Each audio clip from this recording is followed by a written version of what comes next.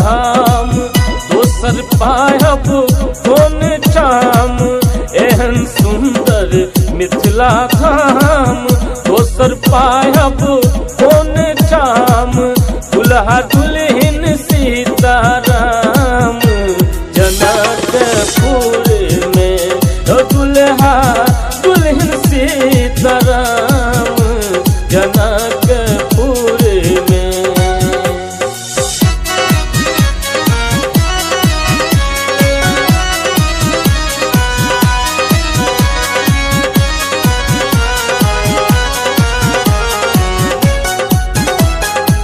अपने सब सुन रहल छै माँ कामाख्या फिल्म्स के शानदार प्रस्तुति।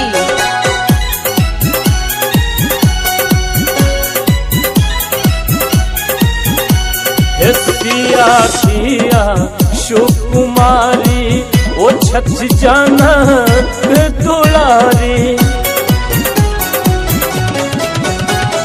सिया सिया सुकुमारी ओ छठ जनक दुलारी ओ छठ जनक दुलारी राम जी कैलन ससुरारी जनकपुर में यो दुल्हा दुल्हन सीताराम जनकपुर में यो जनकपुर में।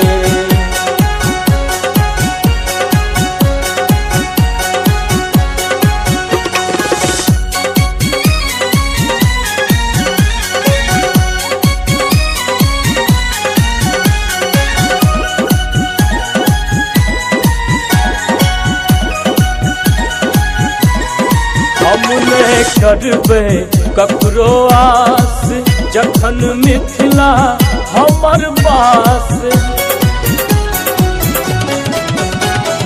हमने करबे ककरो आस जखन मिथिला हमर बास जखन मिथिला हमर बास हमर बहिन जाता खास जनकपुर में यो दुल्हा दुल्हन सीताराम जनकपुर में ये जनकपुर में।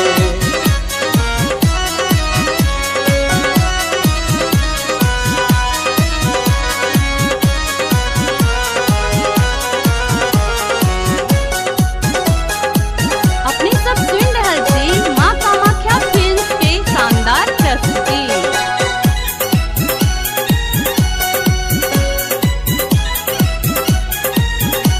हे देव कमला स्नान धरब युगल मूरत पर ध्यान